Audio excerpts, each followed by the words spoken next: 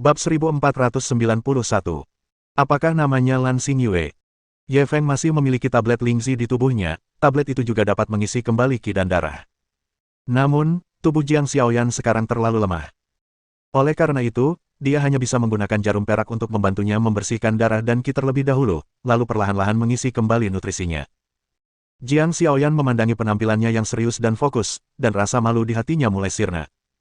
Perlahan-lahan, ia tergila-gila padanya. Sepanjang hidupnya, tak seorang pun yang benar-benar peduli padanya selain ibunya. Di sekolah, banyak siswa laki-laki yang mendekatinya dan menanyakan keadaannya. Akan tetapi, dia dapat merasakan bahwa mereka hanya mengingini kecantikannya dan tidak peduli padanya sama sekali. Bahkan ayahnya dan saudara laki-lakinya, yang masih ada hubungan darah dengannya, mengincar uang dan rumahnya. Dahulu kala ada seorang gadis yang peduli padanya seperti kakak perempuannya, tetapi sayangnya, dia tiba-tiba menghilang. Dan pria di depannya ini tidak hanya membantunya mengusir para pengganggu saat dia paling rentan, tetapi dia juga membantunya pulih sekarang. Dia dapat merasakan bahwa dia tidak mempunyai pikiran jahat terhadapnya dan tidak ingin menerima apapun darinya. Setiap kali dia menatap matanya, dia selalu merasakan rasa aman yang tidak dapat dijelaskan. Apa yang kau lihat?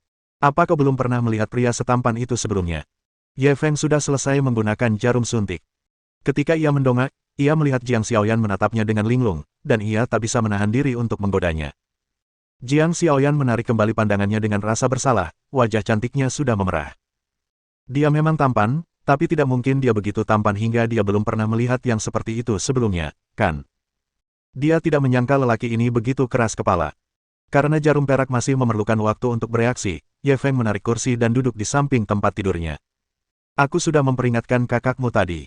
Dia mungkin tidak akan berani mengganggumu lagi di masa depan. Ya, terima kasih.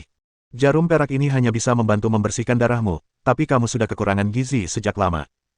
Jangan terlalu hemat dan makanlah lebih banyak makanan bergizi. Ya baiklah. Jangan selalu sendirian di rumah.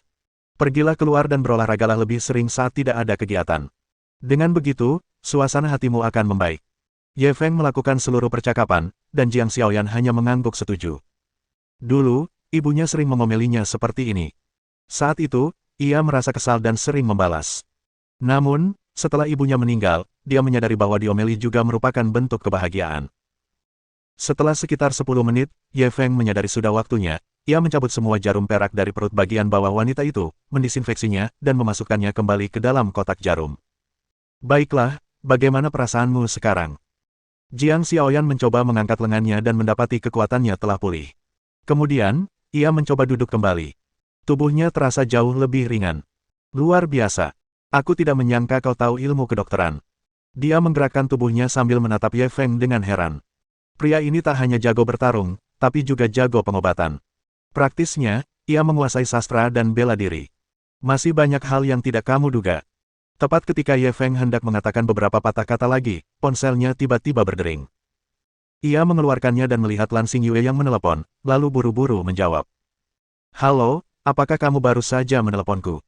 Suara Lan Xingyue terdengar dari gagang telepon, masih sedingin biasanya. Ye Feng meneleponnya dalam perjalanan ke rumahnya, tetapi tidak ada yang mengangkat.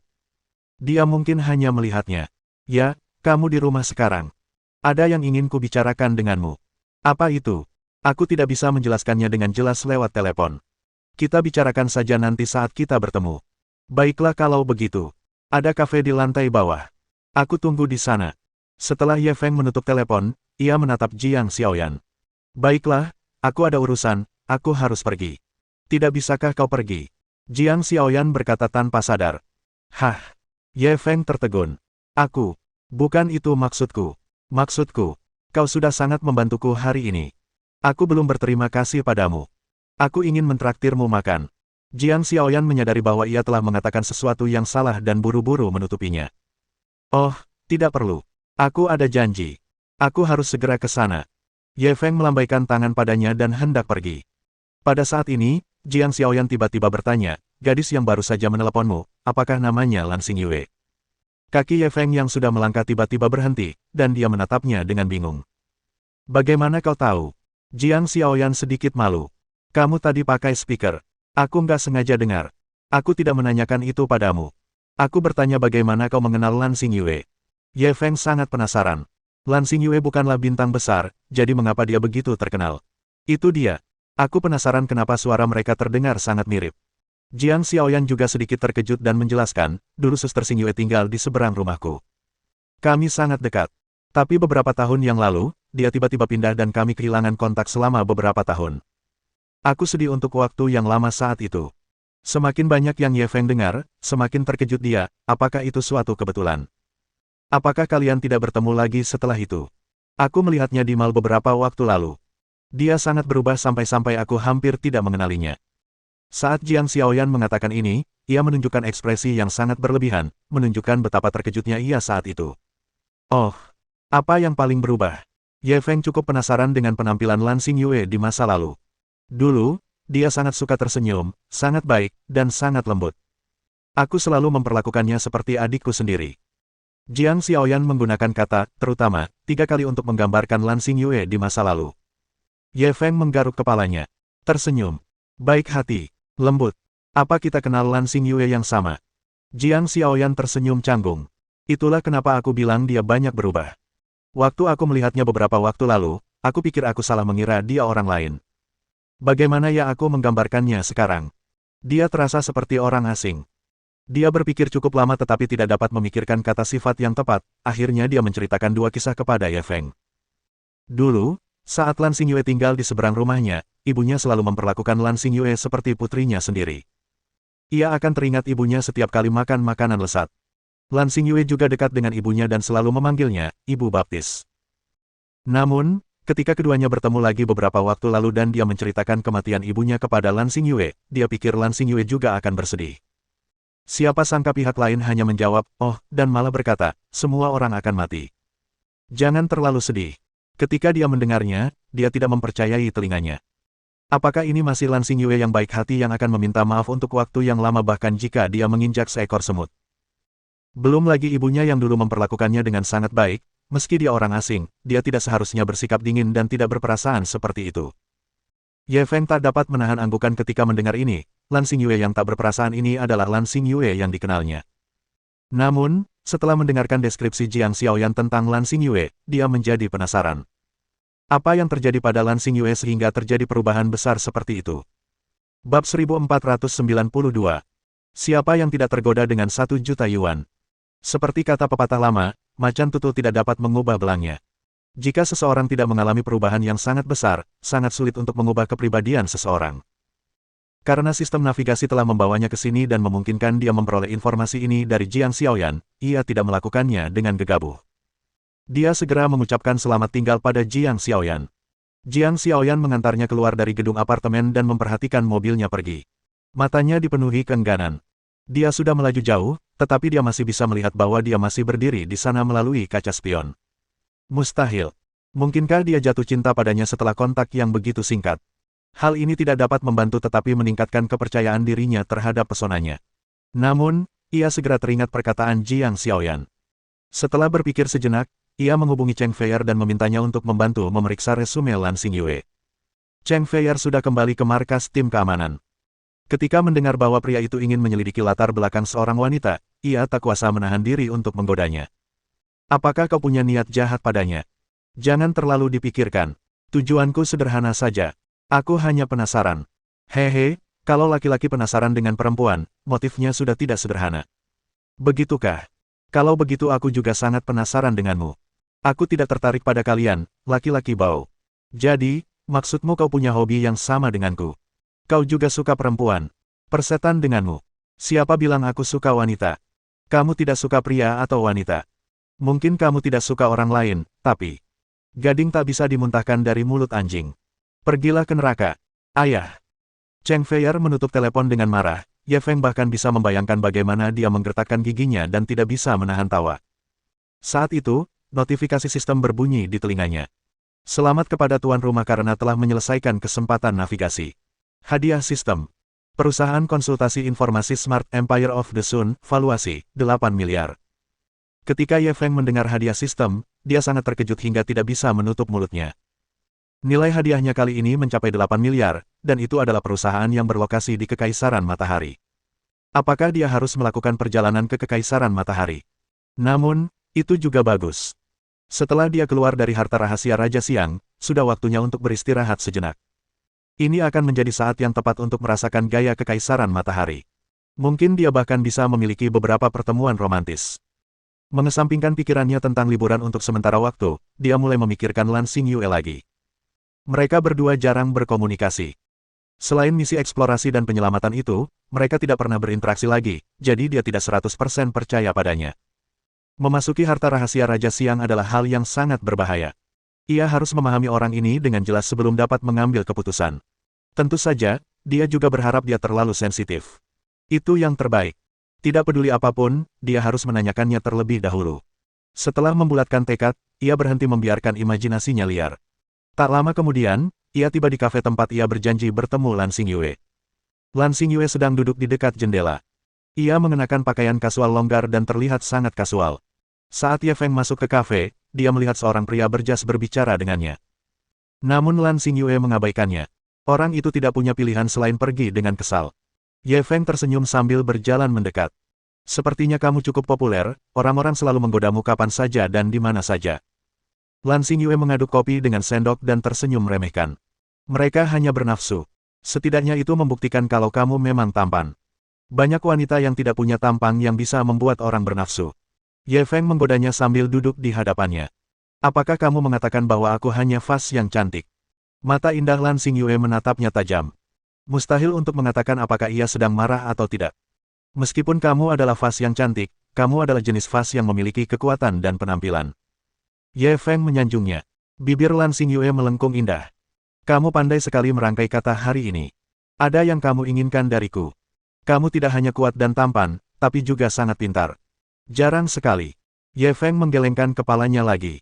Baiklah, agak norak kalau kamu terus bicara seperti ini. Kalau ada keperluan apa kamu ke sini, bilang saja. Lan Xingyue menggosok-gosok lengannya, tampak tak tahan lagi. Ye Feng berhenti tersenyum dan menatapnya dengan serius. Aku ada misi eksplorasi baru-baru ini, aku mungkin butuh bantuanmu.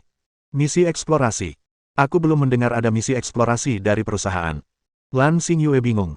Ini bukan misi perusahaan. Ini eksplorasi pribadi yang saya atur. Misi eksplorasi pribadimu. Eksplorasi untuk apa? Emas, perak, besi, tembaga, tambang batu bara. Aku belum bisa mengatakannya untuk saat ini. Ye Feng tidak langsung memberitahunya tentang harta rahasia Raja Siang, dia harus merahasiakannya sampai saat-saat terakhir.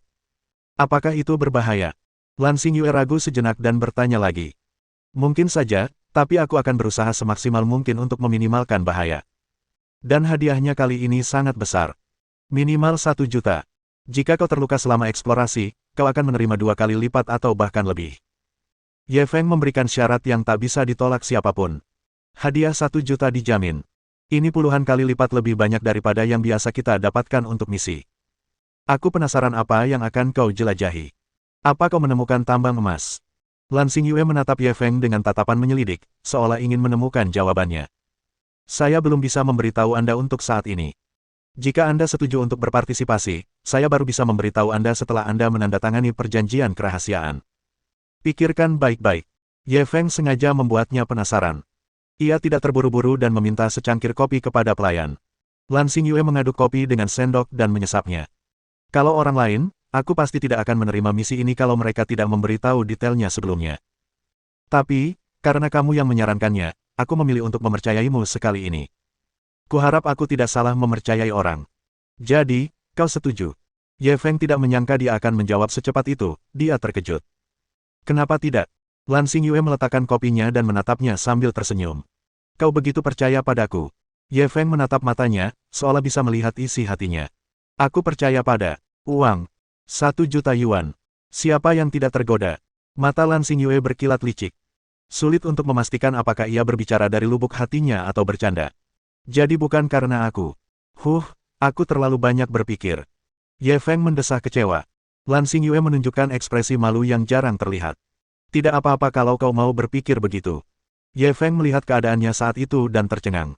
Harus dikatakan bahwa pada saat ini, dia sungguh cantik. Tepat saat dia hampir terpesona oleh kecantikannya dan tidak dapat melepaskan diri, dia tiba-tiba merasakan sesuatu yang tidak biasa. Bab 1493. Ada yang salah dengan wanita ini. Mungkin karena kesan pertama itulah Ye Feng agak waspada terhadap Lan Xingyue. Seperti yang dikatakan Jiang Xiaoyan, Lan Xingyue seharusnya menjadi wanita yang dingin sekarang. Namun, mengapa dia menunjukkan sikap yang begitu menawan dan penurut di depannya sekarang? Mungkinkah dia jatuh cinta padanya? Dia merasa pesonanya seharusnya tidak sampai pada titik di mana semua orang mencintainya, bukan? Kalau dia tidak jatuh cinta padanya, berarti dia hanya berpura-pura. Pasti ada makna yang lebih dalam di baliknya. Namun, dia tidak bisa mengeksposnya untuk saat ini. Sebaliknya, dia perlu mengalahkannya di permainannya sendiri. Saat memikirkan hal ini, dia sengaja berpura-pura tergila-gila dan tidak bisa menahan diri untuk memuji, "Kamu terlihat sangat cantik tadi." Lan Xingyue memelototinya. "Sejak kapan aku tidak cantik?" Ye Feng buru-buru menamparkan mulutnya. "Lihat aku begitu terpesona padamu sampai-sampai aku bicara omong kosong. Kau memang selalu cantik, tapi momen itu sungguh luar biasa indah.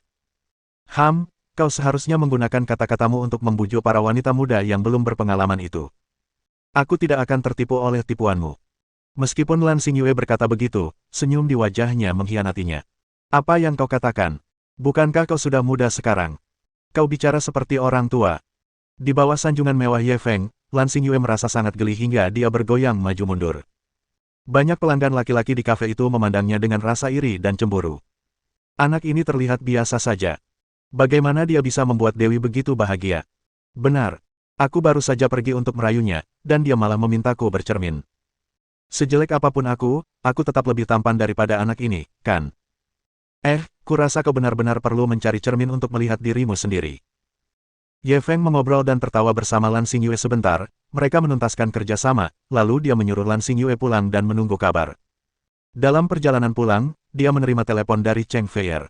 "Ye Feng, informasi yang kau minta aku cari tentang gadis itu sudah diselidiki." Begitu telepon tersambung, Cheng Feier langsung ke intinya.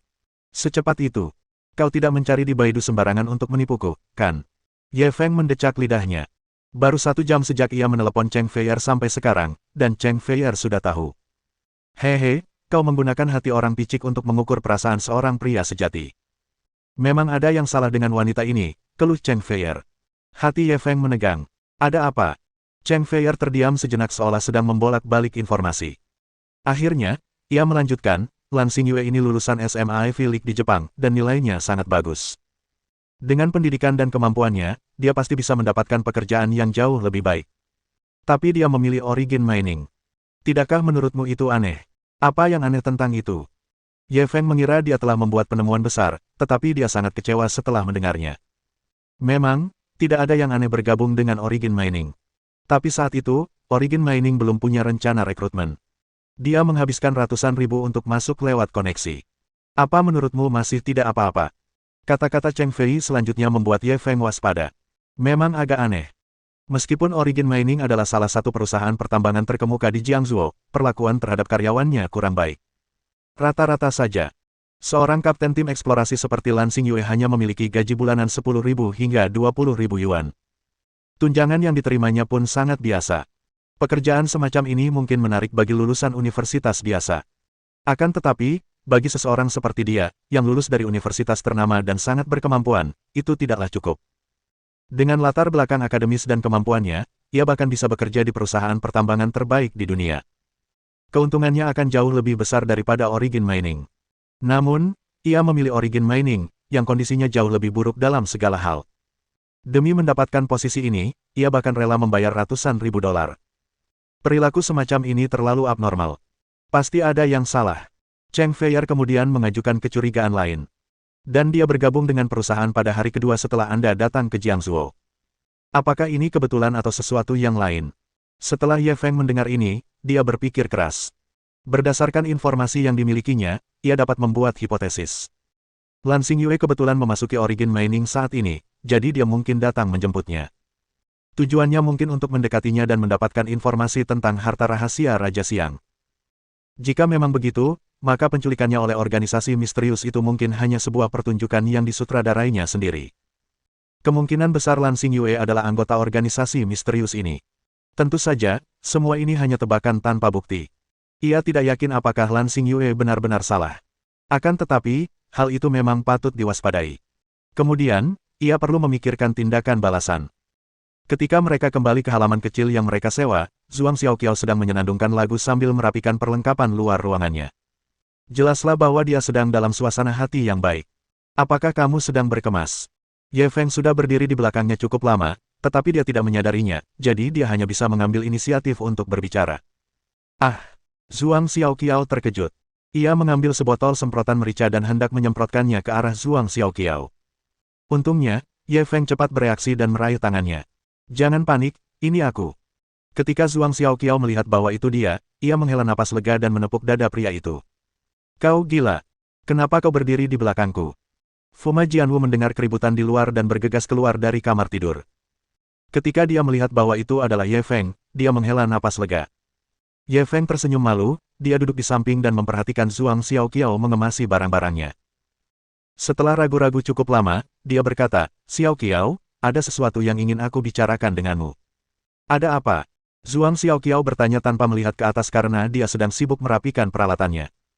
Ye Feng terbatuk kering. Kali ini, jangan pergi. Zhuang Xiaoqiao tiba-tiba mengangkat kepalanya. Apa maksudmu jangan pergi? Karena dia sudah bicara, Ye Feng tidak lagi merasa ragu. Maksudku, ada sesuatu yang tak terduga selama ekspedisi ini, kau mungkin dalam bahaya jika pergi, jadi. Tidak, kau sudah berjanji untuk membawaku. Bagaimana kau bisa mengingkari janjimu? Zhuang Xiaoqiao seperti harimau kecil yang marah saat ia memelototi Ye Feng.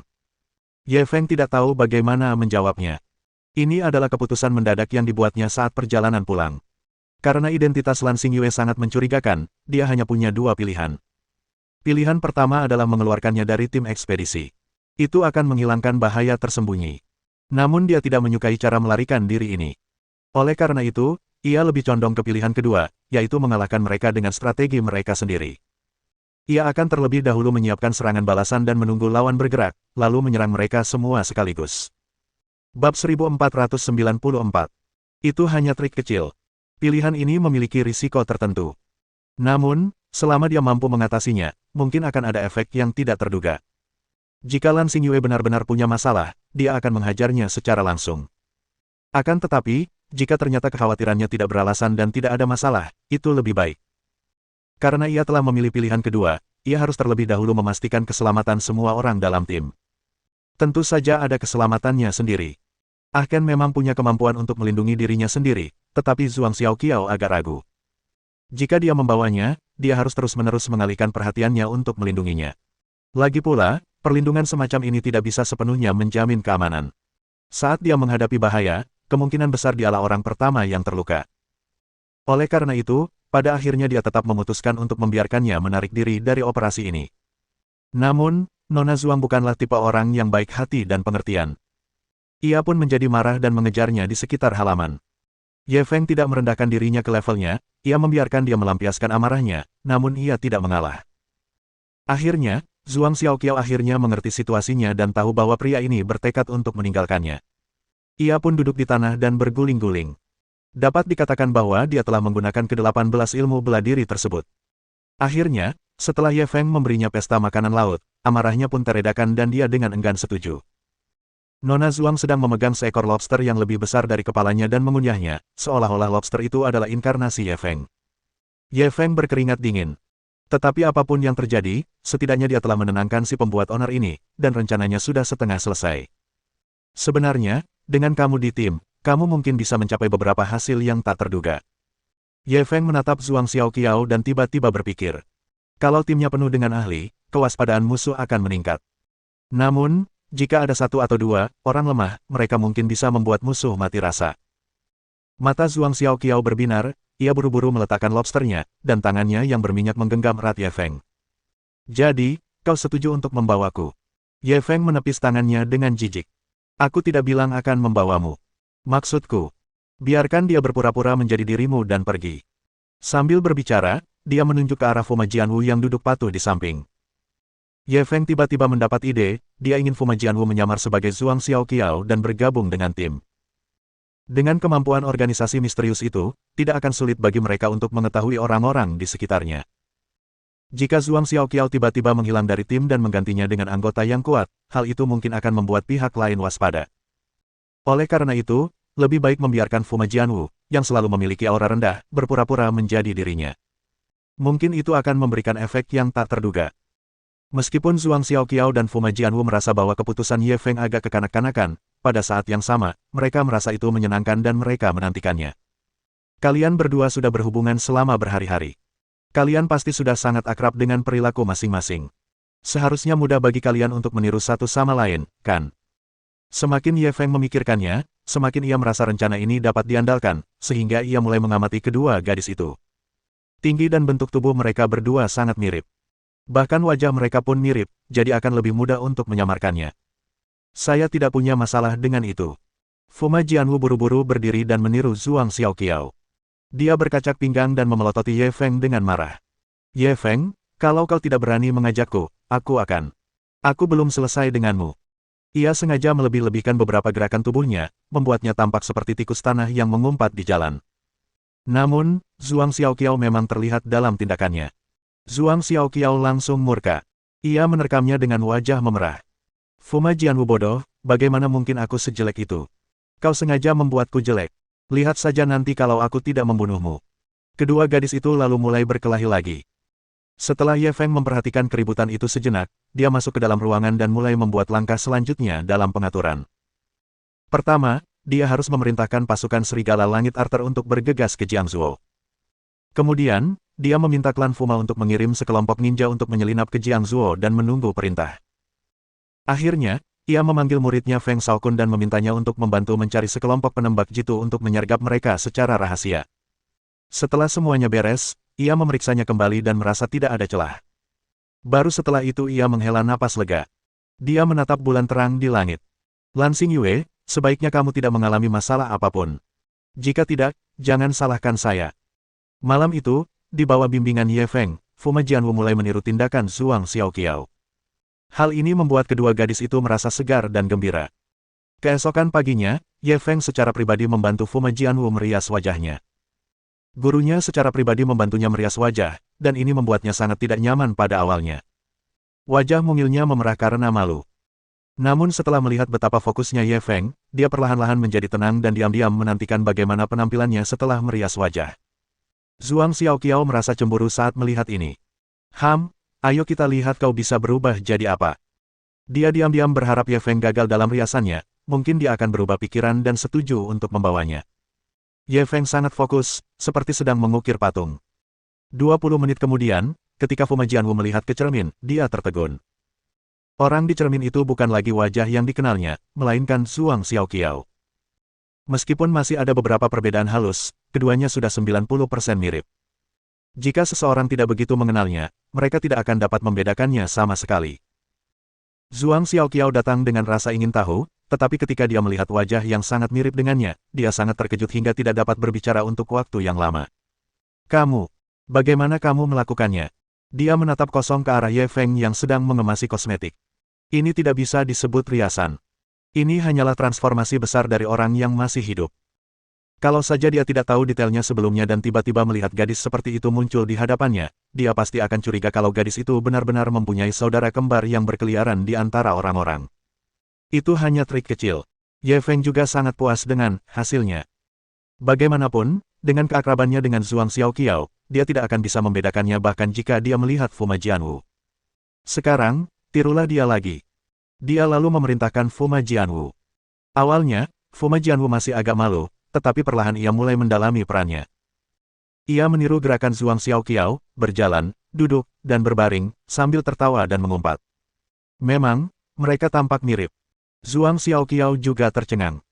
Pertama, karena kemampuan tata rias Ye Feng yang luar biasa, dan kedua, karena kemampuan meniru Fuma Jianwu yang kuat. Dari kedua orang ini, yang satu lebih abnormal daripada yang lainnya. Sebenarnya wajar saja jika dia tidak mengerti. Hal ini karena seiring meningkatnya kekuatan bela diri seseorang, maka kemampuan pengamatan dan imitasinya pun ikut meningkat. Dengan kekuatan Ye Feng dan Fuma Jianwu saat ini, bukan hal yang tidak masuk akal bagi mereka untuk melakukan hal ini. Oke, pertahankan saja penampilanmu seperti ini. Nanti, ikut aku membeli beberapa peralatan. Ye Feng sangat puas dengan penampilan Fuma Jianwu, cukup untuk dianggap sebagai orang sungguhan. Aku juga ingin pergi. Zhuang Xiaoqiao mengangkat tangannya terlebih dahulu. Bab 1495. Rasanya senang tiba-tiba menjadi sombong. Kamu tidak boleh pergi. Mulai sekarang, kamu tidak boleh meninggalkan halaman ini. Kalau tidak, kamu akan ketahuan. Ye Feng memberinya perintah penahanan. Kamu hanya tahu cara menindasku. Bibir Nona Zhuang hampir mencapai langit, tetapi Ye Feng mengabaikannya. Baik, guru. Fuma Jianwu menjawab dengan hormat. Ye Feng mengerutkan kening. Selama ini, jangan panggil aku guru. Kau harus belajar segalanya darinya, termasuk slogan-slogannya. Ya, aku tahu. Kau bertele-tele sekali. Fuma Jianwu tak punya pilihan selain mengubah sikapnya, dan raut wajahnya berubah tak sabar. Setelah selesai berbicara, ia mengamati ekspresi tuannya dengan cemas. Melihat sang guru tersenyum puas, ia menghela napas lega. Dia terbiasa bersikap hormat pada tuannya, tapi tiba-tiba, dia menjadi sombong. Rasanya sungguh menyenangkan. Dia akhirnya mengerti betapa bahagianya Nona Zhuang. Baiklah, ayo pergi. Ye Feng lalu membawa Fuma Jianwu keluar. Saat Zhuang Xiaoqiao menyaksikan mereka berdua pergi, dia merasa kesal dan kecewa. Dia punya firasat bahwa seseorang telah menggantikan tempatnya. Dia bukan lagi Zhuang Xiaoqiao yang unik.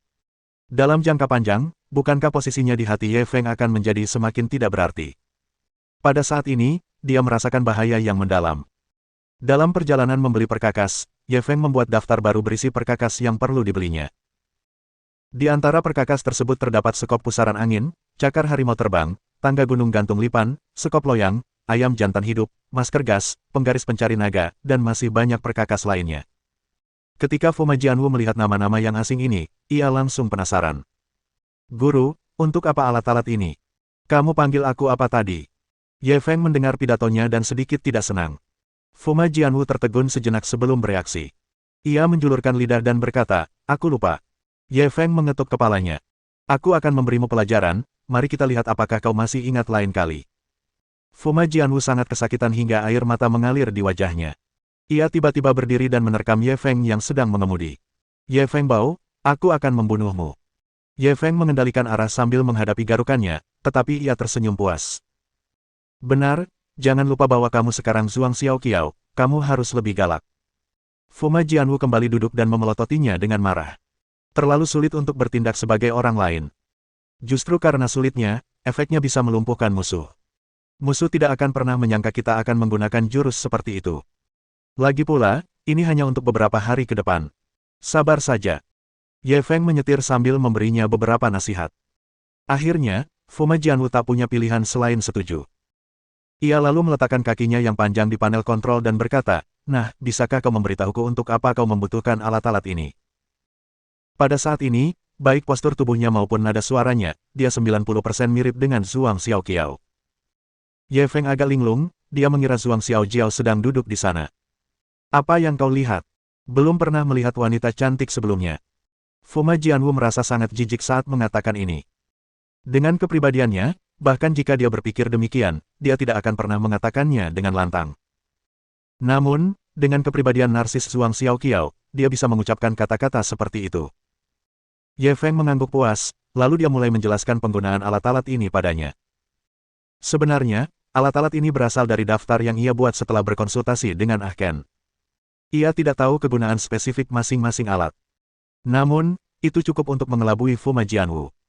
Fuma Jianwu tercengang mendengar kata-katanya, dan kekagumannya padanya bertambah. Untungnya, ia ingat identitasnya. Ia tidak mengepalkan tinjunya dan berseru keras seperti sebelumnya, Guru, sungguh luar biasa. Keduanya segera tiba di pasar gelap setempat. Mustahil membeli alat perampok makam seperti itu di toko biasa.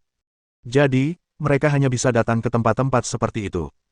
Toko itu memiliki papan nama perkakas yang tergantung di pintu masuknya, dan dipenuhi dengan perkakas-perkakas biasa. Toko itu tampak seperti toko perkakas biasa. Ye Feng telah mendengar tentang toko ini dari keluarga Liu, orang biasa tidak akan mengetahuinya. Pada saat ini, ada pelanggan yang membeli soket di toko. Bosnya adalah seorang pria berusia 50-an. Ia berdebat dengan pelanggan hanya karena 1 yuan. Ye Feng melihat sekeliling toko, setelah pelanggan pergi, dia pergi ke konter dan menyerahkan daftar peralatan kepada bos. Bos, berikan saya masing-masing 5 set alat ini. Bos mengambil daftar itu dan meliriknya, lalu cepat-cepat mendongak dan mengamati mereka berdua dengan waspada. Maaf, saya bahkan belum pernah mendengar nama-nama alat Anda ini. Sebaiknya Anda pergi ke tempat lain untuk bertanya. Dengan itu, dia mendorong kembali daftar itu. Ye Feng bisa melihat kehati-hatiannya, dan ia tak bisa menahan senyum. Bos, jangan khawatir, aku tidak sedang dalam perjalanan bisnis, kau bisa pergi dan mengambilnya. Aku bisa membayar lebih. Dengan itu, dia mengeluarkan setumpuk uang tunai dari sakunya. Mata bos berbinar ketika melihat tumpukan uang tunai itu. Ia langsung memasang ekspresi berbeda. Oke, tunggu sebentar. Saya akan mengambilkan peralatannya. Dengan itu, dia bergegas berjalan ke aula belakang. Setelah sekitar 5 menit, ia kembali ke aula depan dengan ekspresi meminta maaf. Saya benar-benar minta maaf, bos. Stok saya tidak cukup. Kalau kalian berdua tidak terburu-buru, bisakah kalian menunggu sebentar? Saya akan meminta seseorang ke gudang untuk mengambilnya. Ye Feng tidak terburu-buru, dia mengangguk dan setuju. Ia lalu menarik kursi dan hendak duduk ketika Fu Majianwu, yang berada di sampingnya, berkata dengan nada kesal, apa kau hanya fokus duduk sendiri? Apa kau tidak tahu cara memberiku kursi? Gadis ini benar-benar menghayati karakternya. Dia berbicara dalam bahasa Zhuang Xiaoqiao. Ye Feng tersenyum pahit, dia tidak punya pilihan, bukankah dia memintanya? Dia berharap gadis ini tidak terlalu tenggelam dalam perannya. Kalau dia tidak bisa keluar, akibatnya akan buruk. Kehadiran Zhuang Xiaoqiao di sisinya sudah cukup membuatnya sakit kepala. Jika ada yang lain, dia tidak akan punya tempat untuk menangis. Setelah memberikan kursi kepada Fu Majianwu, dia menarik kursi lain dan duduk di sebelahnya. Dia pikir itu hanya pembelian peralatan saja dan tidak akan ada yang salah. Namun, salah satu tindakan bosnya menimbulkan kecurigaannya. Dia terus melihat keluar seolah sedang menunggu seseorang, dan ekspresinya sangat cemas. Secara logika, itu cuma beberapa alat. Seharusnya tidak membuatnya begitu cemas, kan? Memikirkan hal ini, Ye Feng mulai bertanya kepada bosnya, "Bos, apakah gudang Anda jauh dari sini? Berapa lama waktu yang dibutuhkan?" Bosnya awalnya tertegun, tapi kemudian memaksakan senyum. "Tidak jauh, mungkin. Sekitar 10 menit. Oh, begitu. Sudah berapa lama bos bekerja di bidang ini?" Ye Feng berdiri dan berjalan ke konter, pura-pura bertanya tanpa sengaja. "Sudah lama sekali, sekitar 20 tahun.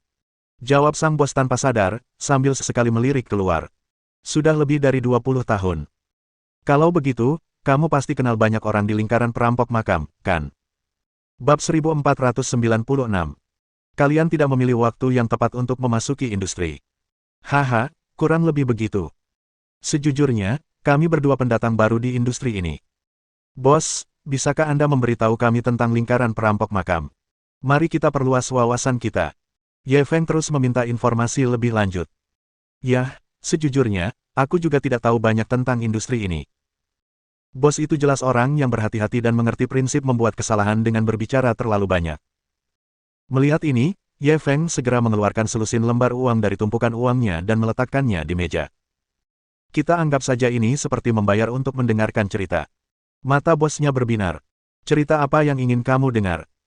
Sambil berbicara, diam-diam dia menyelipkan belasan lembar uang ke dalam laci. Sekarang mari kita bicarakan berita di kalangan perampok makam. Ye Feng dengan santai mengganti topik. Bosnya berpikir sejenak, lalu mulai bicara tanpa henti. Kalau mau ngomongin berita paling sensasional di industri ini akhir-akhir ini, pasti tentang makam besar yang dikabarkan akan dibuka. Makam besar? Makam apa? Fu Majianwu juga mendekat dengan rasa ingin tahu. Kudengar itu makam Xiang Yu. Letaknya di sisi kiri sungai kita. Mungkin akan segera terungkap, jelas bos itu. Apakah makam Xiang Yu nyata? Ye Feng bertukar pandang dengan Fu Majianwu, dan dia bertanya dengan tenang. Tentu saja benar. Berita itu pertama kali dirilis oleh aliansi Black Mountain. Namun, hanya dalam beberapa hari, aliansi Black Mountain hancur. Beberapa orang mengatakan bahwa mereka hancur karena mereka membocorkan rahasia besar ini dan merusak kebaikan seorang petinggi. Pemilik toko memberitahu mereka tentang rumor yang didengarnya, dan hal itu mengejutkan Ye Feng dan rekannya. Beberapa hari yang lalu, perampok makam dari seluruh negeri menyusup ke Jiangsu kami. Selama beberapa hari itu, bisnis saya sedang booming. Ketika bos mengatakan ini, wajahnya dipenuhi nostalgia. Beberapa hari ini. Apakah bisnis sedang buruk beberapa hari terakhir? Tanya Ye Feng meskipun tahu jawabannya. Seperti yang diduga, sang bos mendesah. Dalam beberapa hari terakhir, semua geng perampok makam di luar kota telah mundur dari Jiangsu. Bahkan geng-geng lokal pun bersembunyi. Kenapa? Bukankah mereka bilang makam Xiang Yu akan segera dibuka? Kenapa mereka pergi? Karena ada orang misterius yang muncul beberapa hari yang lalu. Metode orang misterius ini sungguh luar biasa. Hanya dengan satu perintah, dia membuat semua geng ini bubar. Ketika bos menyebut orang misterius ini, wajahnya dipenuhi kekaguman. Apakah orang misterius ini sekuat itu? Fu Majianwu melirik Ye Feng lagi. Bosnya tidak tahu bahwa orang misterius ini ada tepat di depannya. Wajah bosnya penuh emosi. Ya, awalnya memang banyak yang tidak percaya. Lalu, orang misterius ini mengumpulkan semua pencuri dan menggunakan 3 keahlian unik untuk menakut-nakuti mereka. Fuma Jianwu meniru Zhuang Xiaoqiao dan berseru, 3 jurus unik yang bisa menakuti semua pencuri. Sehebat itu. 3 jurus yang mana? Sang bos melihat bahwa ceritanya telah membangkitkan keingintahuan si cantik jelita, jadi dia mulai menceritakannya dengan lebih rajin. Skill pamungkas pertama ini adalah tebarkan kacang menjadi prajurit.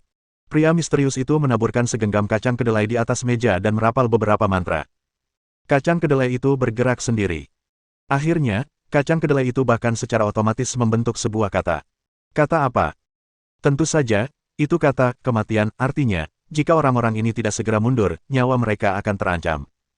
Ketika Ye Feng dan Fuma Jianwu mendengar ini, mereka terdiam. Mengapa cerita ini berubah seiring penyebarannya? Apakah ini menjadi mitos? Ye Feng merasa jika dia benar-benar memiliki kemampuan mengubah kacang menjadi tentara, dia tidak perlu berkeliling dunia. Jika dia diberi segenggam kacang, dia bisa menaklukkan seluruh bumi. Sang bos tidak memperhatikan ekspresi mereka dan terus menceritakannya dengan jelas. Keahlian kedua adalah mengubah napasmu menjadi es. Pria misterius itu menarik napas dalam-dalam, seperti ikan paus yang sedang menyedot air, lalu mengembuskannya perlahan. Aliran udara itu melonjak keluar dan perlahan-lahan mengembun menjadi balok es padat di atas meja. Sungguh ajaib. Ketika Ye Feng mendengar ini, dia tidak bisa bernapas dan mulai batuk hebat. Dia tidak tahu cara mengubah napasnya menjadi es, tetapi dia masih bisa mencoba mengubahnya menjadi dahak. Apa ini? Fuma Jianwu, yang berdiri di samping, tak kuasa menahan tawa. Pemilik toko ini sungguh menarik. Bos mengira mereka berdua bahagia dan menjadi semakin bersemangat. 2 yang pertama hanyalah permainan anak-anak. Yang terakhir adalah yang sebenarnya. Ini cuma main-main. Fuma Jianwu menatap bosnya dengan kaget. Bakatnya akan terbuang sia-sia jika dia tidak menulis novel. Tentu saja. Kalau tidak, bagaimana mungkin orang misterius itu bisa menakuti semua perampok makam? Pasti ada cara yang tak terduga. Keahlian terakhir orang misterius ini adalah teknik transportasi 5 hantu. Ketika dia mengatakan ini, stop kontak yang tergantung di dinding di belakangnya tiba-tiba jatuh, membuat bosnya ketakutan. Sial, aku ketakutan setengah mati. Kupikir pria misterius itu telah merapal mantra. Di mana kita? Orang misterius itu menggunakan teknik transportasi 5 hantu. Fuma Jianwu benar-benar tidak ingin mendengarkan omong kosong orang ini lagi. Namun, ia harus menunggu, jadi ia menganggapnya sebagai lelucon.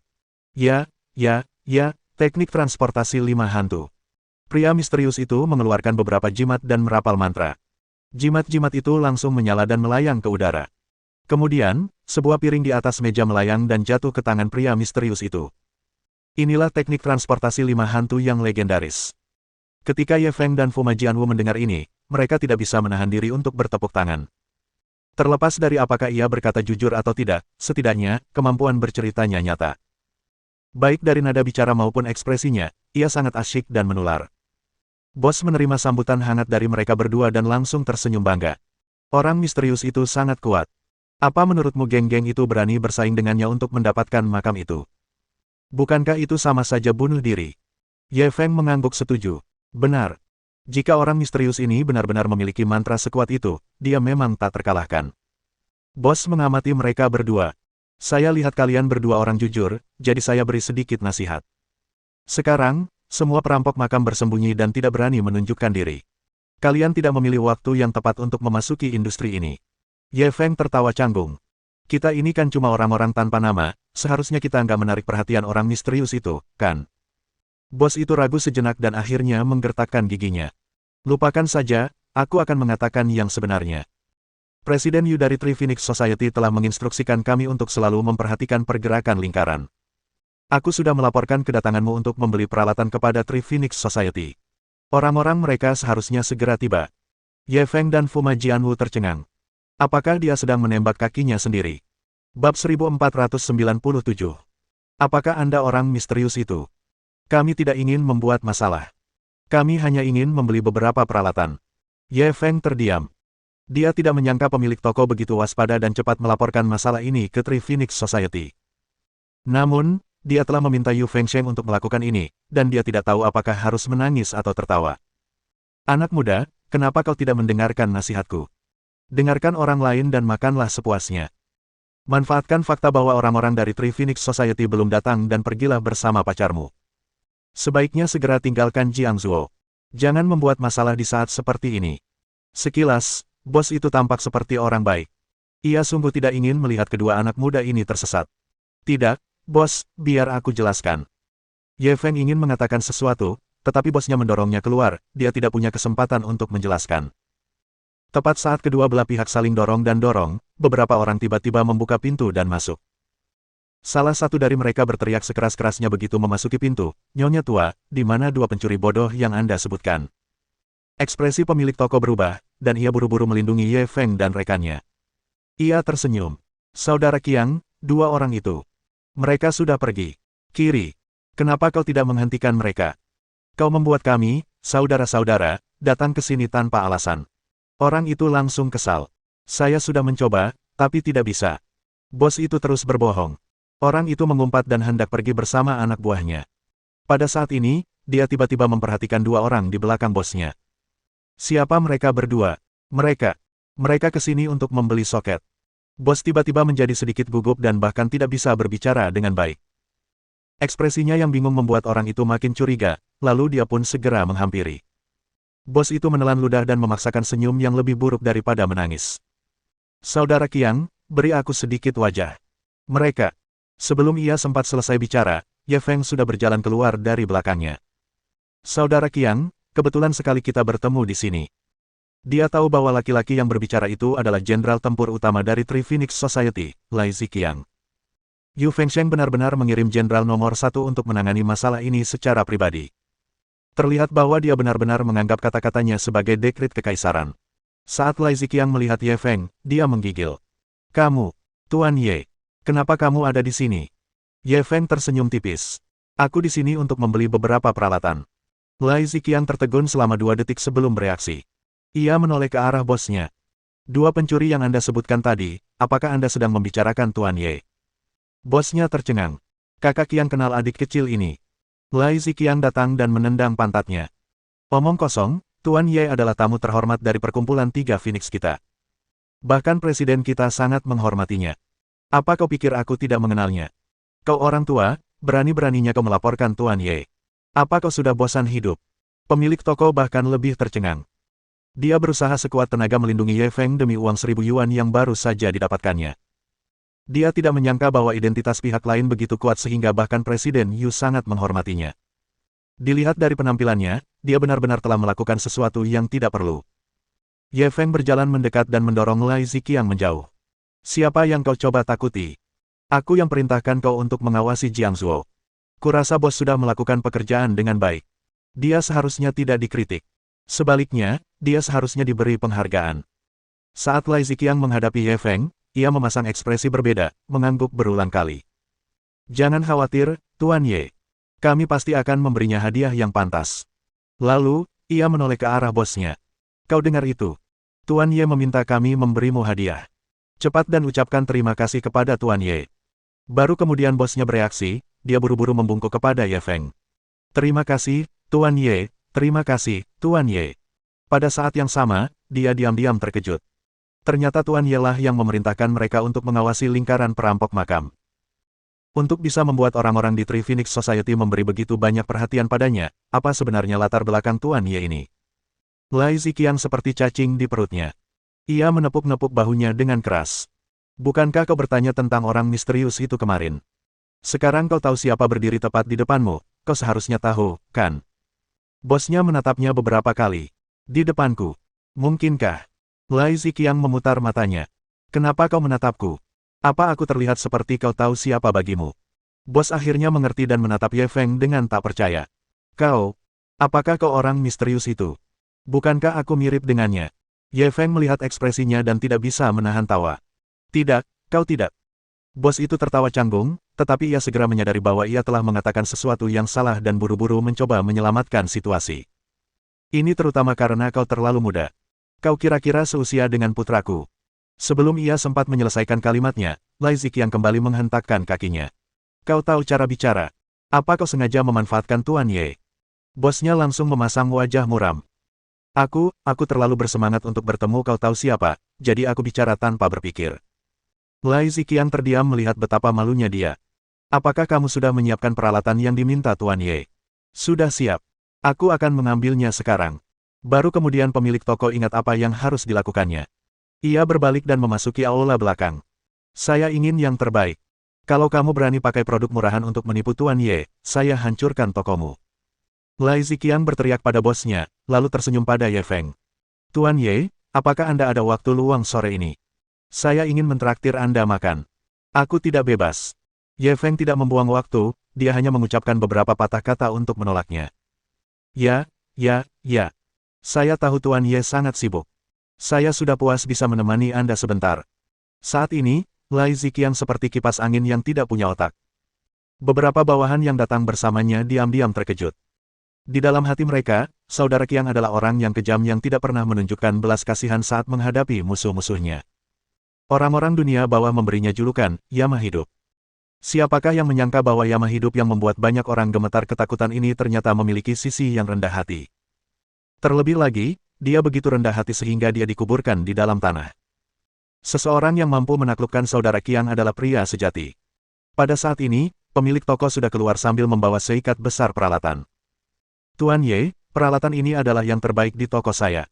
Saya tidak sanggup menjualnya, berapapun harga yang ditawarkan orang lain.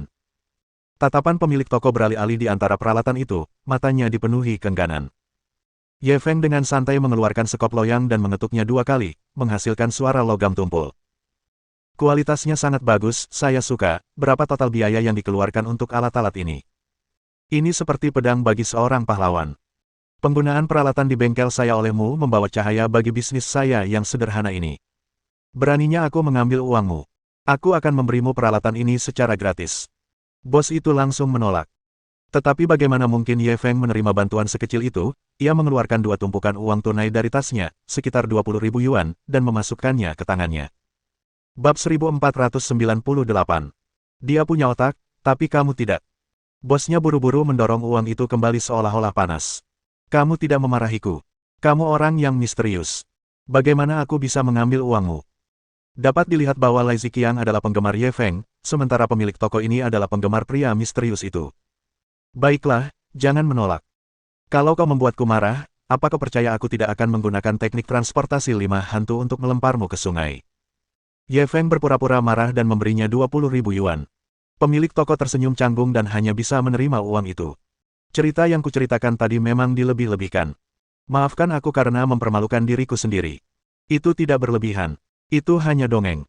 Jika aku tahu mantra yang kau katakan, bukankah aku sudah menjadi abadi sejak lama? Ye Feng menggoda sambil tersenyum. Saya bisa menerima uangnya, tapi saya tidak butuh uang sebanyak itu.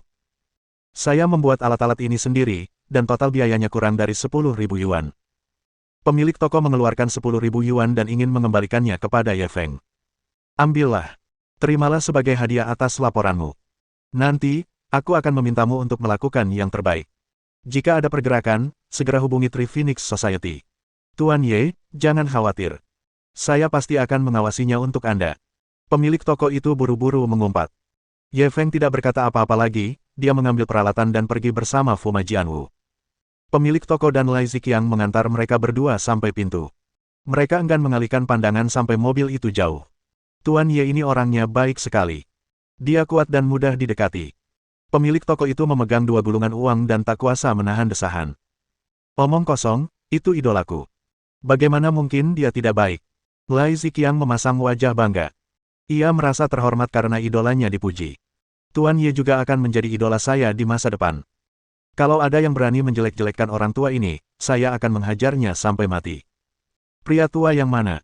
Dia baru 20-an, dan kamu sudah setua ini, tapi kamu masih memanggilnya pria tua. Apa kamu masih punya wajah? Patua adalah gelar kehormatan. Gelar ini melambangkan rasa hormat saya kepada Tuan Ye. Jika kamu ingin menunjukkan rasa hormatmu, mengapa kamu tidak memanggilnya kakek? Itu bukan hal yang mustahil. Ye Feng tidak tahu bahwa dia memiliki cucu berusia 50 tahun tanpa alasan, jika tidak, dia akan terbangun di tengah malam. Setelah meninggalkan toko perangkat keras, dia membawa Fuma Jianwu ke pasar dan membeli 2 ayam jantan hidup. Menurut Ahken, banyak perampok makam menggunakan ayam jantan hidup untuk menguji kualitas udara di katakombe. Ye Feng tidak tahu apakah itu dapat diandalkan atau tidak, tetapi dia harus bersiap terlebih dahulu, lebih baik bersiap. Setelah kembali ke halaman sewaannya, ia menghabiskan setengah hari untuk membiasakan diri menggunakan peralatan tersebut. Karena sistem telah menghadiahinya seperangkat Grave Robbing Mastery, dia dapat mempelajarinya dengan cepat dan menggunakannya dengan terampil. Malam itu, pasukan Serigala Langit Arthur dan ninja keluarga Fuma tiba. Feng Shaokun juga meneleponnya dan mengatakan bahwa ia telah menemukan penembak jitu. Total ada 5 orang, dan masing-masing dari mereka adalah elit di antara para elit. Ye Feng kemudian memberi mereka perintah untuk operasi ini. Yang pertama adalah Skywolf Squad. Dia memilih 4 wajah Tiongkok untuk mengikutinya ke dalam harta rahasia Raja Siang dan membantunya. Yang lainnya mengikuti Arthur dan bersembunyi di luar harta karun rahasia, siap bekerja sama kapan saja. Arthur, siapkan alat komunikasi kelas militer. Kita akan terus berhubungan. Ia memberi Arthur perintah lain. Ya, Arthur menerima pesanan itu tanpa ragu. Ye Feng mengangguk puas, lalu ia memberikan misi itu kepada para ninja klan Fuma. Mereka tidak perlu mengikutinya ke dalam harta karun rahasia. Mereka juga akan bersembunyi di luar, yang bisa dianggap sebagai lapisan perlindungan kedua. Penembak jitu yang ditemukan Feng Shaokun adalah lapisan perlindungan ketiga. Dengan 3 lapis perlindungan ini, sekalipun Raja Neraka datang, ia akan mencabut 2 helai jenggotnya. Setelah semuanya beres, ia pun berkirim pesan kepada masyarakat yang akan ikut dalam ekspedisi tersebut. Isinya sangat sederhana. Bertemu di persimpangan jalan raya pukul 18.30 besok. Ah Ken, Su Jingxin, dan Lan Xingyue semuanya menjawab. Diterima. Ye Feng berjalan ke tengah halaman, dia menatap langit yang dipenuhi bintang. Jaringnya telah ditebarkan, dan hanya masalah waktu sebelum mereka menangkap beberapa ikan besar. Tentu saja, jauh di lubuk hatinya, ia masih berharap operasi ini akan berlangsung damai dan memungkinkannya menyelesaikan eksplorasi ini dengan sukses. Namun, pohon itu ingin diam, tetapi angin tak kunjung berhenti. Bagaimanapun, sebuah harapan tetaplah harapan. Soal terwujud atau tidaknya, itu bukan urusannya. Keesokan paginya, Su Jingxin tidak sabar untuk datang ke halamannya. Dia sudah mengenakan perlengkapan luar ruangan dan tampak sangat cakap. Ketika Zhuang Xiaoqiao melihatnya, dia mulai ribut lagi. Kenapa dia bisa pergi tapi aku tidak? Ye Feng tak berdaya menghadapi hal ini. Bukankah aku sudah memberitahumu? Karena kau tak punya kemampuan untuk melindungi dirimu sendiri, dan aku harus mengalihkan perhatianku untuk melindungimu. Tapi dia tidak tahu seni bela diri. Dia tidak punya kemampuan untuk melindungi dirinya sendiri. Kenapa dia bisa pergi? Zhuang Xiaoqiao merasa kesal. Karena dia punya otak, tapi kamu tidak. Ye Feng langsung membunuhnya dengan satu kalimat. Zhuang Xiaoqiao tidak bisa berkata-kata.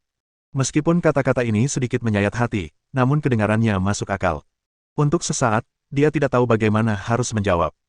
Ketika Su Jingxin melihat Fuma Jianwu menyamar sebagai Zhuang Xiaoqiao, dia juga terkejut. Ye Feng tidak menyembunyikannya darinya, dia menceritakan tentang rencananya dan risiko yang terlibat. Pikirkan baik-baik. Kalau kamu masih mau pergi, itu mungkin berbahaya. Su Jingxin hanya berpikir sejenak sebelum mengambil keputusan. Tidak apa-apa. Karena aku memilih untuk menjelajah, aku harus menanggung risikonya. Seperti yang telah dikatakannya, dia tidak mengatakan apapun lagi. Ketika hampir pukul 6 sore, mereka bertiga mengemasi barang-barangnya dan bergegas menuju lokasi yang disepakati. Ah Ken dan beberapa anggota pasukan Serigala Langit sudah menunggu di persimpangan jalan raya sebelumnya. Nona Zhuang, Anda terlihat sangat cantik hari ini. Ah Ken tak kuasa menahan diri untuk berseru kagum saat melihat pakaian luar yang dikenakan Fuma Jianwu. Ye Feng tidak memberitahunya bahwa Fuma Jianwu berpura-pura menjadi Zhuang Xiaoqiao. Ah Ken mengira Zhuang Xiaoqiao lah yang akan menemaninya. Fuma Jianwu telah dilatih oleh Ye Feng selama 2 hari, dan ia telah sepenuhnya menghayati peran Zhuang Xiaoqiao. Ia mengibaskan rambutnya. Apa yang kau bicarakan? Apa maksudmu dengan hari ini?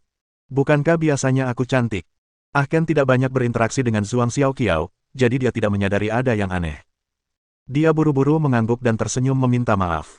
Aku salah bicara. Kamu selalu cantik, tapi kamu terlihat sangat cantik hari ini. Cih, terlalu fasih. Fuma Jianwu memutar matanya dan berjalan ke samping. Su Jingxin melihat semua ini dan tersenyum tipis. Ye Feng selalu suka melakukan hal-hal baru, tetapi tampaknya cukup menarik. Tuan Ye, apakah semuanya sudah datang? Ah Ken kemudian menghampiri Ye Feng dengan ekspresi menyanjung. Bab 1499. Kau wanita cantik, kenapa kau harus jadi pencuri? Satu orang lagi.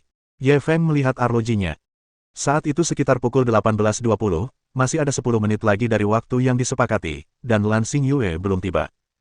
Mungkinkah dia merasakan sesuatu dan tidak berani datang? Namun, ia jelas salah. Menjelang pukul 6:30, ia melihat sebuah jeep melaju kencang dari kejauhan lalu berhenti di depan mereka. Lan Xingyue mengenakan pakaian luar ruangan berwarna biru dan melompat keluar dari mobil. Maaf. Ada sesuatu yang mendadak dan saya terlambat. Apakah saya terlambat? Tidak, tepat pukul 6:30. Ye Feng tersenyum padanya. Harus dikatakan bahwa Lan Xingyue tidak kalah dengan wanita cantik seperti Su Jingxin dan Fuma Jianwu dalam hal penampilan.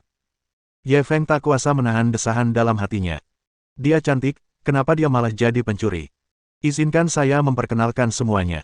Atas perkenalan Ye Feng, semua orang saling menyapa.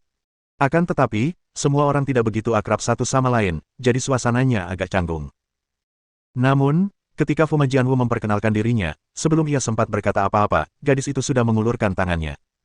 Halo, nama saya Zhuang Xiaoqiao. Senang bertemu denganmu. Lan Xingyue tertegun sejenak dan buru-buru meraihnya. Halo, nama saya Lan Xingyue. Aku tahu tentangmu. Ye Feng sering menyebutmu, bilang kamu ahli geologi, cantik sekaligus cerdas. Sampai jumpa hari ini, Kamu agak kurang tampan daripada aku. Fuma Jianwu telah sepenuhnya menggambarkan sifat tak tahu malu dari Zhuang Xiaoqiao. Jika Zhuang Xiaoqiao sendiri ada di sini, dia mungkin akan berseru, sialan. Lan Xingyue jelas tidak tahan dengan keterampilan sosialnya dan segera mengganti topik. Apa yang kamu bawa? Dia menunjuk ke arah ransel Ye Feng yang menggembung, sambil merasa penasaran. Ye Feng membuka ranselnya dan mengeluarkan peralatan satu persatu. Sekop pusaran angin, cakar harimau terbang, tangga gunung gantung lipan, sekop loyang, masker gas, penggaris pencari naga. Ada juga 2 ayam jantan besar. Fuma Jianwu meraih 2 ayam jantan yang terlempar ke tanah dan melambaikannya di depan Lan Xingyue. Lan Xingyue terkejut. Kenapa kamu membawa barang-barang ini? Fuma Jianwu langsung berbicara. Ia mulai memamerkan ilmu yang ia pelajari dari Ye Feng. Sekop pusaran angin ini digunakan untuk menggali lubang, cakar harimau terbang ini digunakan untuk mengambil benda dari jauh, dan juga bisa digunakan untuk memanjat. Lan Xingyue semakin bingung. Apakah kita akan merampok makam? Baru saat itulah Ye Feng mengungkapkan tujuan perjalanan ini. Benar, kita akan mencari harta karun, dan itu adalah harta karun Xiang Yu. Harta karun rahasia Raja Xiang yang legendaris. Su Jingxin, Fuma Jianwu, Ah Ken, dan tim Sky Wolf telah mengetahui isi misi ini. Lan Xingyue entah berpura-pura atau tidak, tapi dia tampak sangat terkejut. Harta karun rahasia Xiang Yu. Apa kita benar-benar akan berburu harta karun? Ye Feng perlahan berjalan di depannya. Ya, ada masalah. Lan Xingyue berada dalam posisi yang sulit. Ini terutama karena berita ini terlalu mendadak. Saya pikir ini hanya misi eksplorasi biasa. Saya tidak menyangka. Tidak apa-apa. Kalau kamu menyesal, kamu bisa berhenti sekarang. Aku tidak akan memaksamu. Ye Feng merentangkan tangannya dan bersikap santai. Bukan itu maksudku. Lan Xingyue merenung sejenak. Aku hanya tidak tahu apa-apa tentang hal semacam ini. Kurasa aku tidak bisa banyak membantumu. Karena aku sudah mengundangmu, tentu saja ada sesuatu yang bisa kulakukan untukmu. Kamu tinggal pertimbangkan apakah kamu mau bergabung. Bolehkah aku mempertimbangkannya? Tidak masalah. Ye Feng tidak terburu-buru. Dia bersandar di Land Rover dan merokok, diam-diam mengamati setiap gerakannya. Lan Xingyue mengerutkan kening dan berpikir sejenak sebelum memberikan jawaban akhirnya. Baiklah kalau begitu. Karena aku sudah di sini, aku akan menerimanya apa adanya. Aku tidak punya pilihan selain melakukan ini. Ye Feng tersenyum puas. Benar sekali. Harta karun rahasia Raja Xiang ini telah menarik perhatian banyak orang. Apa kau tidak penasaran dengan isinya? Aku tidak tertarik dengan hal-hal ini. Lan Xingyue memasang ekspresi acuh tak acuh. Ye Feng tidak keberatan, ia lalu memberikan beberapa instruksi kepada semua orang, sebagian besarnya menyuruh mereka mendengarkan perintahnya. Lalu, dia melambaikan tangannya. Ayo pergi. Semua orang masuk ke mobilnya dan menuju ke tujuan mereka. Ketika Lan Xingyue kembali ke mobilnya, senyum tipis tersungging di bibirnya. Meski senyum itu hanya sekilas, namun tetap saja tertangkap oleh Ye Feng yang sudah masuk ke dalam mobil. Sudut mulutnya sedikit melengkung ke atas. Bukankah dia mengatakan bahwa dia tidak tertarik dengan harta rahasia Raja Xiang? Mengapa dia begitu bahagia sekarang? Namun, dia tampak bahagia terlalu cepat. Konvoi itu menempuh perjalanan jauh dan akhirnya tiba di sebidang tanah yang dibeli Ye Feng sebelum malam tiba. Semua orang keluar dari mobil satu demi satu dan melihat sekeliling dengan rasa ingin tahu. Bukankah ini sebidang tanah yang kita jelajahi sebelumnya? Lan Xingyue menatap Ye Feng dengan kaget. Terakhir kali, mereka telah memilih total 3 lokasi eksplorasi, dan ini adalah salah satunya. Namun pada akhirnya, Ye Feng menghentikannya. Benar, ini tempatnya. Kau tidak menyangka ini, kan? Ye Feng tersenyum bangga. Harta karun rahasia Raja Siang yang kamu sebutkan ada di sini. Itu benar. Pada titik ini, Ye Feng tidak perlu bersembunyi lagi, dia mengangguk dan mengakuinya. Lan Xingyue menatapnya dengan tatapan kosong, tidak tahu harus berkata apa. Su Jingxin bertanya dengan rasa ingin tahu, tempat ini sangat luas. Bagaimana kita bisa menemukan pintu masuknya? Kita tidak mungkin menggali seluruh tanah ini, kan?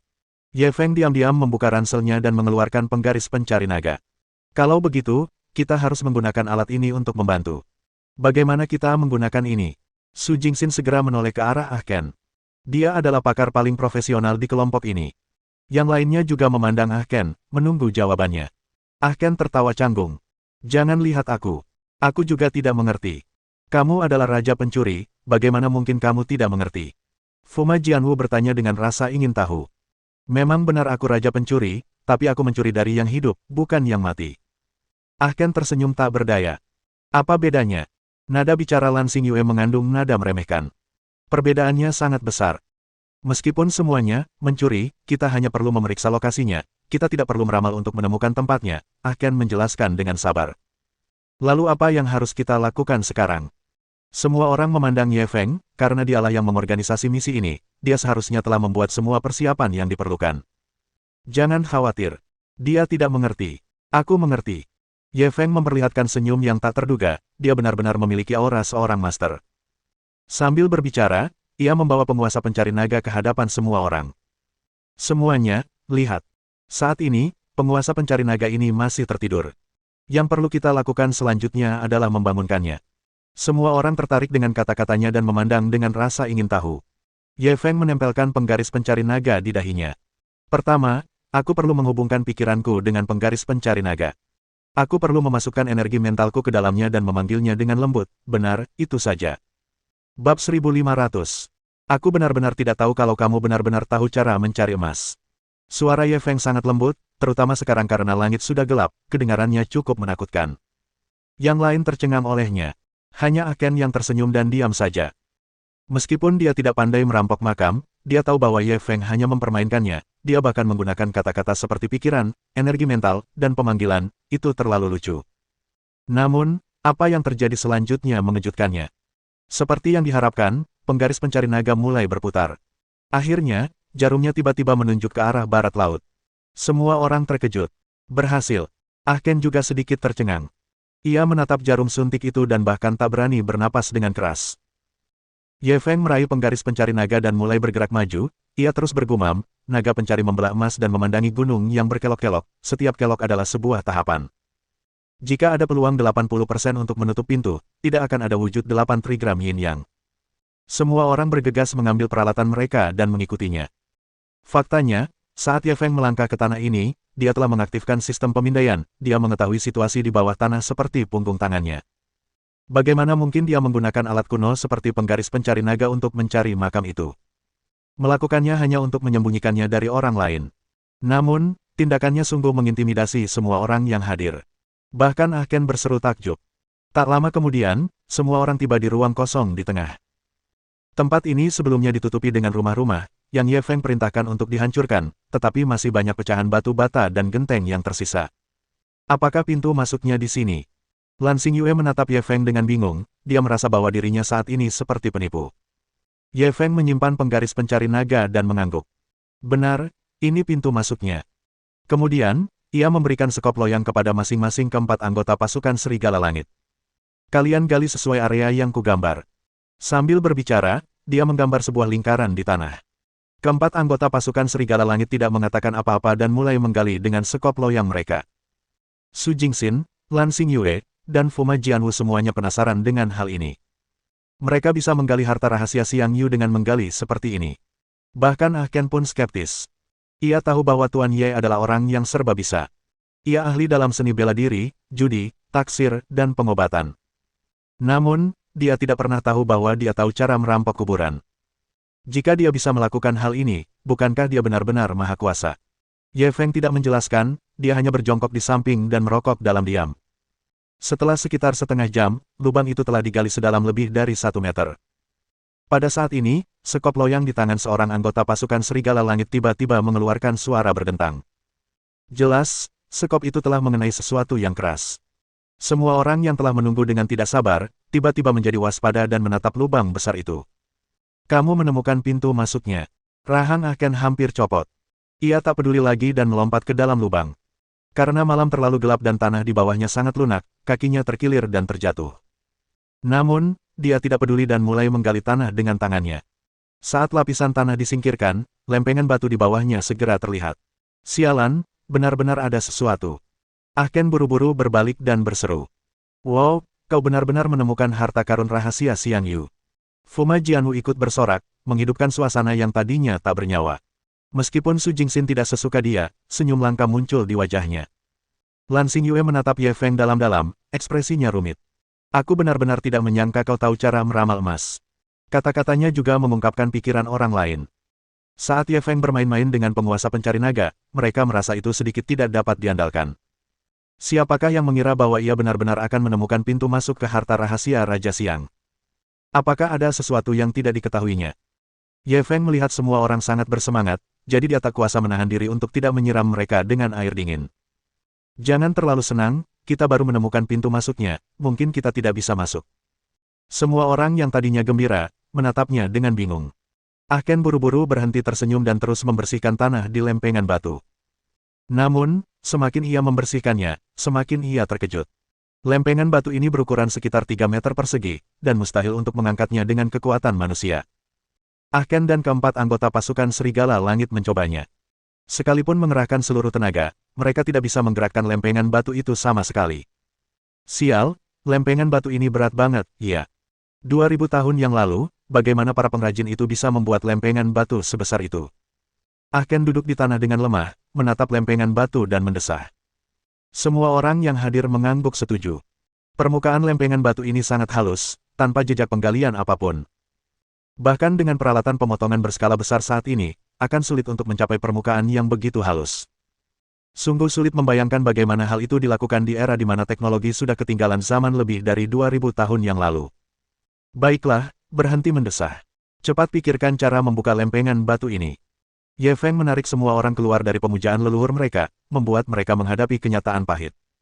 Saya khawatir mustahil untuk membuka lempengan batu seberat itu hanya dengan tenaga manusia. Bagaimana kalau kita cari ekskavator saja, saran Lan Xingyue. Tidak, kalau kita panggil ekskavator, bisa-bisa malah ribut. Aku khawatir masalah ini tidak akan bisa disembunyikan. Sebelum Ye Feng sempat bicara, Su Jingxin menolak gagasan itu. Yang lainnya mengangguk setuju. Alasan mereka memilih datang pada malam hari dan menyelinap ke desa adalah untuk bersembunyi dari orang lain. Jika mereka menemukan beberapa penggali, terlepas dari apakah mereka dapat membuka lempengan batu itu atau tidak, mereka mungkin akan memberitahukannya kepada semua orang terlebih dahulu. Lalu kenapa kita tidak menggunakan bahan peledak untuk meledakkannya? Fuma Jianwu baru saja menyelesaikan kalimatnya ketika ia merasa ide ini terlalu tidak dapat diandalkan.